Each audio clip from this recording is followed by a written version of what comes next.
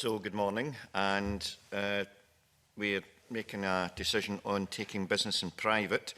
Welcome to the 17th meeting of the 2020 Standards, Procedures and Public Appointments Committee.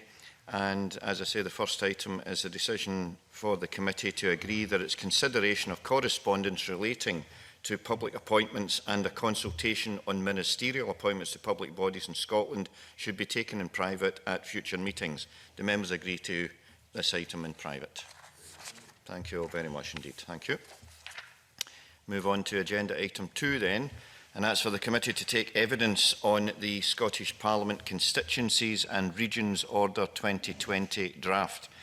Joining us today are Graham Day, Minister for Parliamentary Business and Veterans, and Alison Fraser and Kenneth Pentland. Welcome to you all. I would like to invite the Minister to make a short opening statement, please, Minister. Thank you, Convener. I'm pleased to be here today to present the Scottish Parliament Constituencies and Regions Order 2020.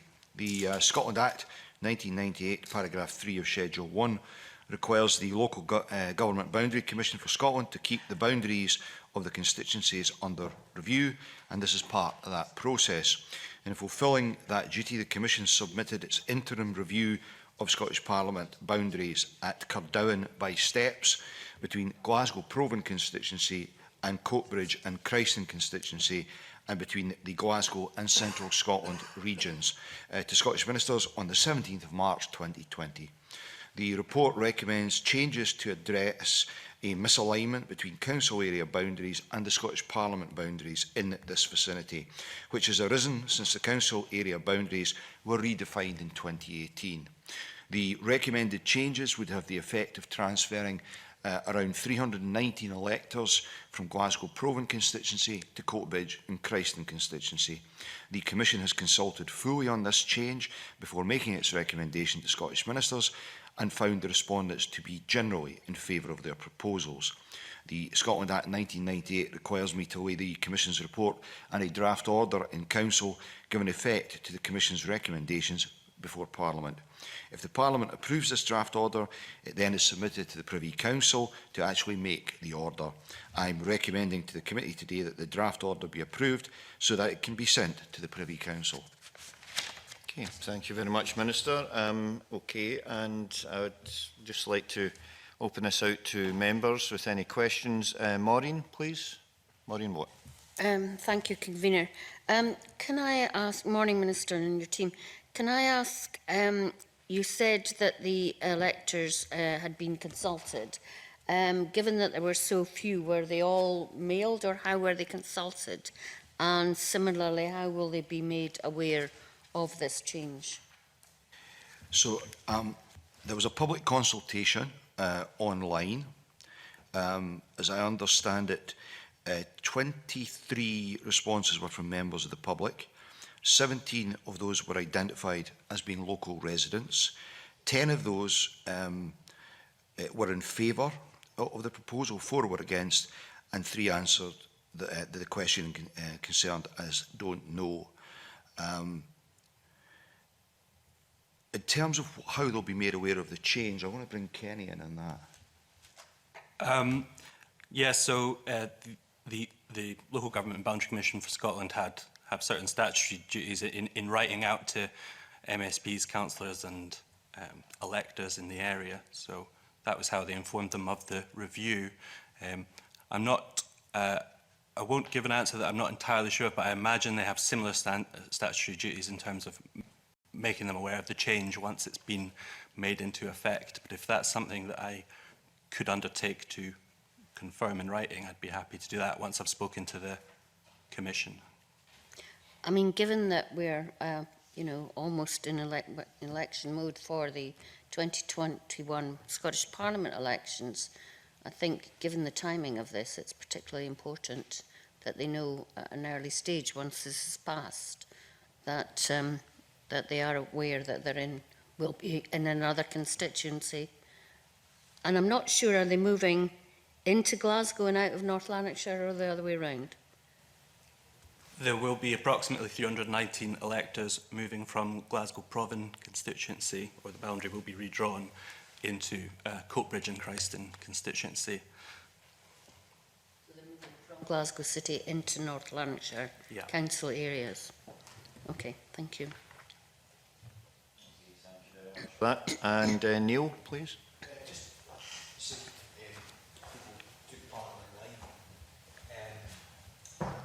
You made aware of that, because you need to be a bit of an anorak to go raking for that. But so, you know, how are people made aware of the fact that somebody's about to draw a map in a different way and put them into a different constituency? Well, this of course has been an ongoing process since the changes were made to the council boundaries. So it's an area, it's a housing estate that's been very much alive to a process being gone through. So there would be a degree of awareness. But it's a reasonable point, Mr Finlay. Yes, I mean, it kind of goes back to the earlier question, and just looking at the consultation sort of summary here, they wrote out to 230 properties advising them of the review. But I take the point, as I said before, that I imagine similar processes are in place for advising them of the outcome, but that's something that I can check and advise on. A letter, definitely. Yeah. Yeah, sorry. Thank you very much, and thank you for the reply. Gil, do you have something? It's been covered already, but thank you very much. Jamie Halcrow-Johnson, please. Yeah, thanks very much. I'm just, I mean, I suppose part of was wondering what the point of this is so close to an election. You were talking about a relatively small number of people, but only, I mean, less than a year away from an election. I just wonder if you could kind of, I mean, I appreciate the Boundary Commission has a kind of ongoing role, but it'd be interesting to know what the reasons behind actually making this change now is, and also what costs are involved. Firstly, within the review, but also within, but also from with promoting it or advertising it to people. I appreciate that may be a difficult one to answer, but it seems to be quite a lot of additional cost, work, change for people for so close to an election. I don't think the issue is it's so close to an election. It's part of an ongoing process. So Schedule 1 of the Scotland Act 1998 says that so far as is practicable, a regard must be had to boundaries of local government areas. There was a preceding change to the local government set-up. It therefore followed that one would seek to bring about the change to the constituency and of course region as well. So yes, we have an election next year, but this is just part of a process that is ongoing, and this sits within it. Has this been delayed in any reason because of COVID, or is this something that could have been brought about sooner than now, while still undergoing the normal consultation and process?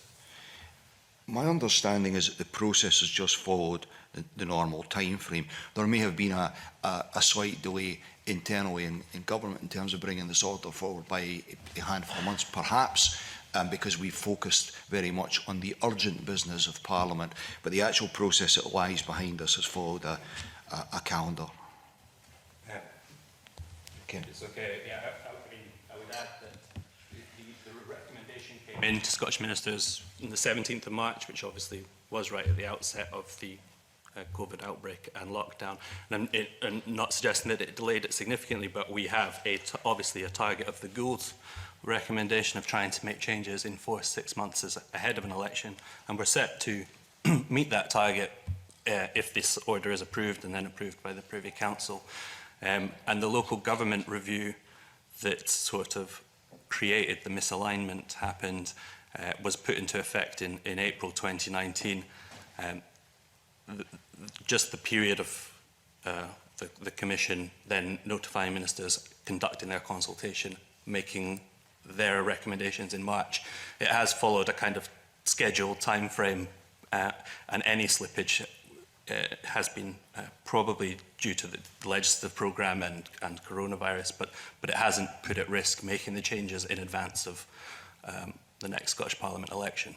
Can I just ask, I mean, and you may or may not be able to answer this one either, but are there any concerns with this kind of change at relatively late notice in terms of a process? Any concerns or any evidence to suggest that it does create any confusion for residents in terms of which area they're meant to vote in, that kind of thing? If you don't mind, Alison was, I believe, wishing to make a comment as well there.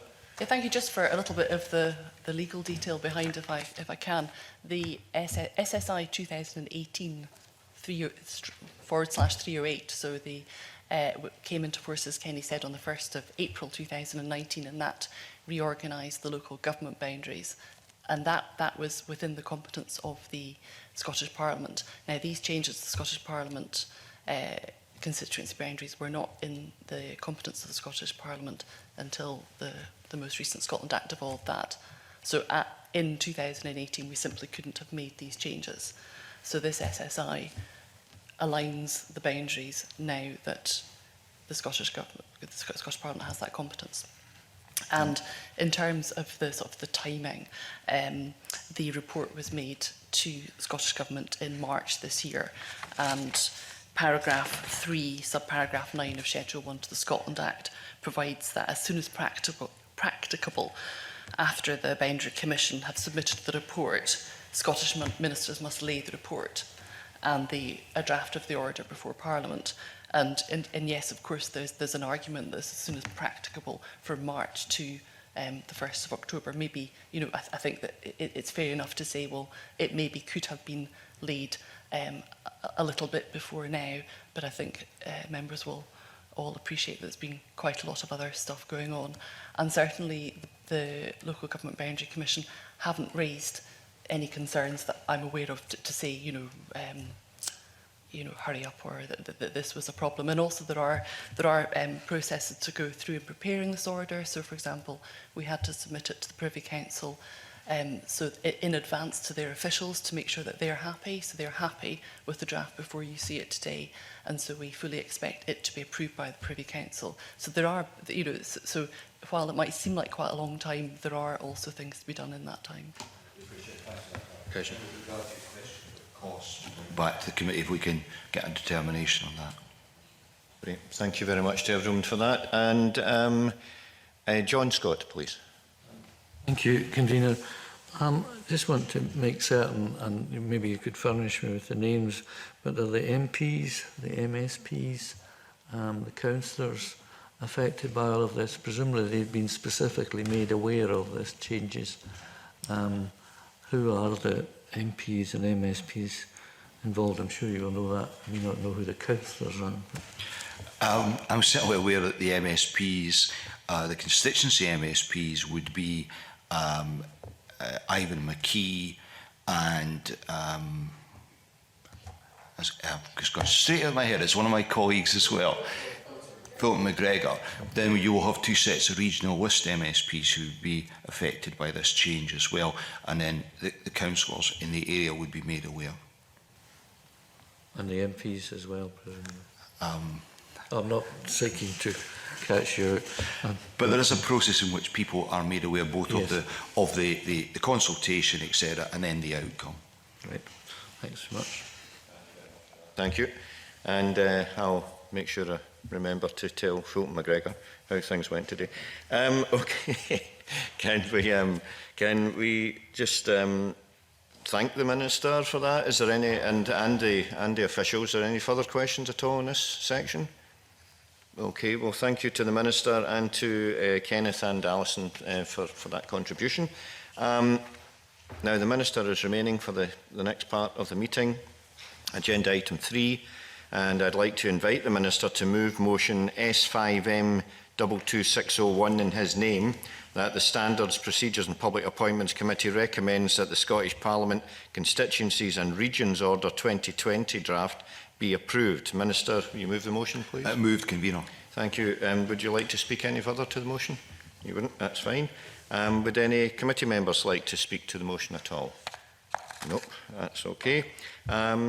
Minister, any closing remarks? I'll be extremely concise, Convener. None. All right. Right, thank you very much then. Okay, so I'm putting the question on the motion. The question is that motion S5M 22601 be agreed. Are we all agreed? Thank you very much for that. And that is the end of the public part of the committee meeting, and I'll now suspend briefly to move into private session.